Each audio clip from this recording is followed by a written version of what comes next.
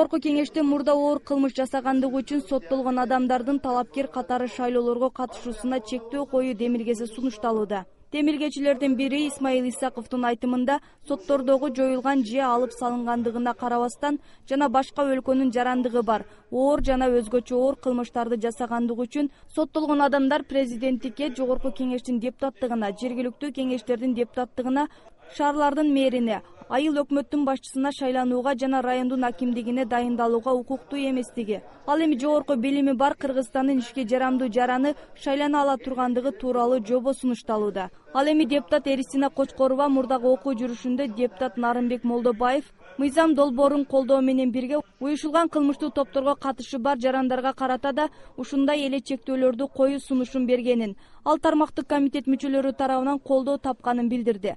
Депутаттар тарабынан айтылган сунуштарды эске алуу менен мыйзам долбоору экинчи окууда добуш берүүгө жөнөтүлдү.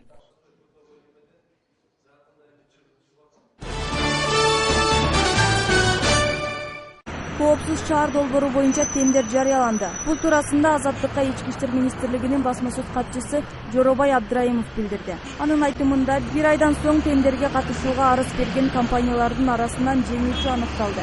Бул иш-чара расмий түрдө түз эфирде көргөзүлөт. Долбоорду ишке ашырууга керектелүүчү каражатты тандалып алынган фирма өз эсебинен чыгарат. Мындай чечим кече Бишкекте Ички иштер министринин орун басары Курсан Асановдун төрагалыгы астында өткөн тендердик комиссиянын жыйынында кабыл алынды.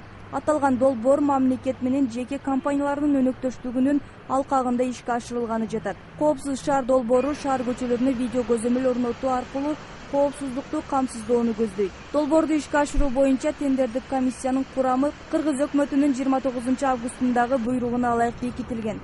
Комиссиянын курамына ар бир фракциядан депутаттар, жарандык коомдун, министрлик, ведомстволордун жана жергиликтүү бийликтин өкүлдөрү кирген. Ош мамлекеттик университетинин медицина факультетинин 6-курсунун студенти алдамчылык үчүн кармалды. Ош шаарынын 3 жашоочусунун арызынын негизинде Ош шаардык ички иштер башкармалыгынын 5-бөлүмүнүн кызматкери Ош мунун медицина факультетинин 6-курсунун студенти Курманбек Саматовду алдамчылыкка шектеп кармады. Ал медфакка өткөрөм деп 2 адамдан 150 000 сомдон, дагы бирөөнөн 120 000 сом алган.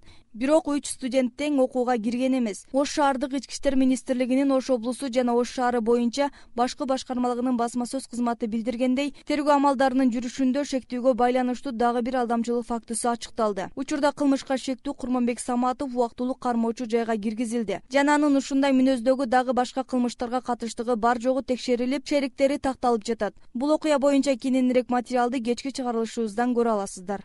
Бир Ош шаарынын жараны 12 000 доллар берген экен. Себеби 3 адамын ушу медициналык факультетке окууга өткөрөм деп.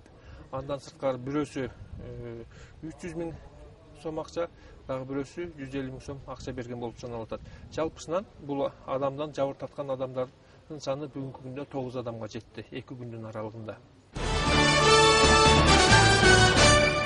Быйыл күз айларынан тарта Жалал Абадта да көгүлтүр оттун азайыш коркунучу бар. Андыктан шаардагы бала бакчаларды, мектептерди жана турак үйлөрдө кышкы сууктан сактануунун амалын азыртан кам көрүү башкы маселе. Ал үчүн мазот жана көмүр жагуу менен жылытууга шаар бийлиги эмитен аракетин баштады. Кала карамагында 15 жылытуу от казандары бар болсо, бүгүнкү күнү алардын ичинен бала бакчаларды жана мектептерди жылытууга камылга учурда аткарылды. Андан сырткары айрым от казандарын оңдоп түзөө иштери аткарылып, кээ бирлери жаңыланууда. Аймактагы абал менен кесиптешим тааныштырат. Азыр биздин мына көмүркана толо, силер көмүр көргөнүңөрдө жакшы болот эле. Всё-таки даяр экен деп. Сатыбалды Калыков пенсионер, кышкыга болгон даярдыгы жана тоюп сыяктуу маселелер чечилген. Бирок көмүрү ал элек. Ал жылына 4-5 тонна көмүр камдачу. Сентябрь айы келгенче үйүндө көмүр төгүлүп, муктаждык орундалчу. Бир жума мурда 21 000 деген болсо, бир машина көмүрдү.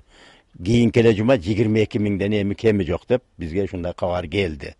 Ошону да ала элекпиз. Себеби тиги көмүр казып чыгарган жерде иштеген жумушчулар, камсыз кыла тургандар жетишпейт экен. Баягы тиешелүү сандагыны алып чыга албай, мына апарабыз, ана апарабыз деп отурат. Бүгүнкү күндө бизге көмүр келе элек.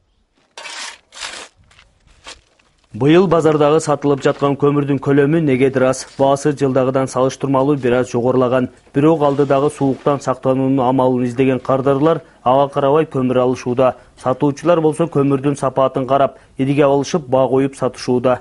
Келгендерди жок, силер арзандаткыла десек, алардын деле бензини кымбат болуп атат. Бензин дагы кымбат болуп кетпеди. Анан эми элдин маанайы ушу отун, суу кымбаттап кетти деп эле чөгүп калган жери жок. Эми эл экен да.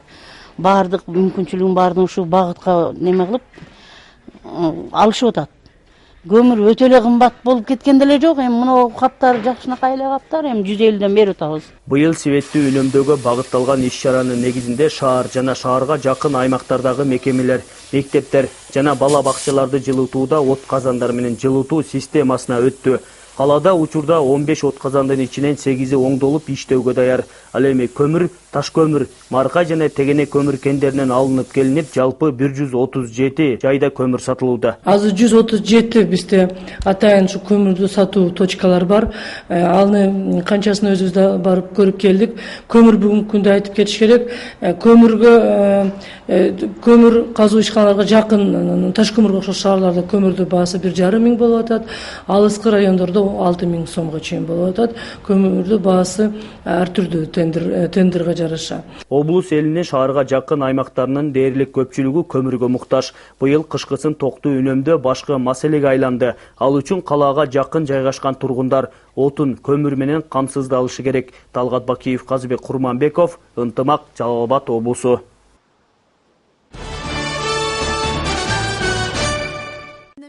Орусиянын миңдей кыргыз жараны кара тизмеден чыгарылды. Орусиянын федералдык миграция кызматы кыргызстандык 1036 жаранды кара тизмеден чыгарды. Эмгек, миграция жана жаштар министрлигинин акыркы маалыматы боюнча, учурда 60 миң кыргызстандыкка Орусияга кирүүгө тыюу салынган. Буга чейин аталган министрлик анын 18 миңине уруксат берүү мүмкүнчүлүгү бар экендигин айткан. Жарандарды кара тизмеден чыгаруу боюнча эки өлкө ортосунда түзүлгөн жумушчу тобунун 8-жыйынында 1036 адам кара тизмеден чыкканы белгилүү болду. Бүгүн 10 сентябрда Ош шаарында биринчи жолу адистештирилген көргөзмө ачылды. Курулуш жана ички жасалгалоо, жылытуу жана желдетүү, Юг Энерджи 2014, энергетика жана жарыктандыруу көргөзмөсүнө бул багыттагы дүйнөнүн 18 мамлекетинде белгилүү болгон 30га жакын компаниялар өз продукцияларын сунуштап жатат.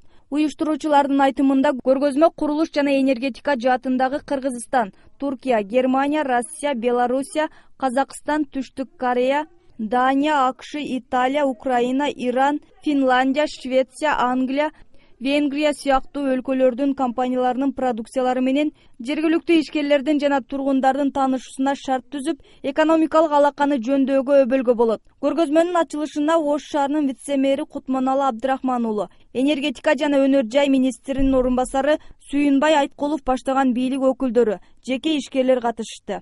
Көргөзмө өндүрүшчүлөр менен пайдалануучулар ортосунда диалог аянтчасына айланып, өлкөдөгү анын ичинде Ош шаарындагы курулуш жана энергетика тармагынын өнүгүшүнө түрткү болот, деди вице-мэр. Энергия кризистагы быйылкы жылда суунун аздыгына байланыштуу бир топ маселелер болуп каралып турат.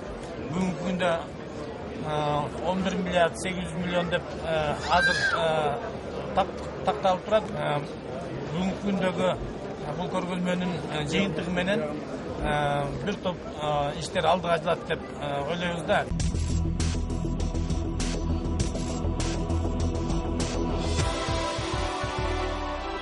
Аймактык жаңылыктар топтому менен Азаттыктын студиясында мен Рахат Кеңешева. Казакстандын түштүк борбору Алматы шаарында жергиликтүү Халык банктын алдында нааразылык акциясы өттү. 30дай кардар банктын алардын үйүн тартып алуу планына каршы чыкты. Алар убагында Халык банктан доллар менен ипотекалык кредит алышкан. Бирок февраль айында Казакстандын улуттук валютасы тенгенин наркы кескин төмөндөп кеткендиктен насыяны төлөө оор болуп калып, ипотекачылар буга чейин да бир нече жолу пикетке чыгышкан болчу. Нааразылыкка чыккандар эгер кимдир бирөө алардын үйүн тартып ала турган болсо, айнектей талкаланаарын эскертишти. Адегенде банк кызматкерлери пикетчилердин талаптары мыйзамсыз экенин айтып аткан, бирок кийинчерээк кепке келип маселени талкуулоого макулдугун билдиришти.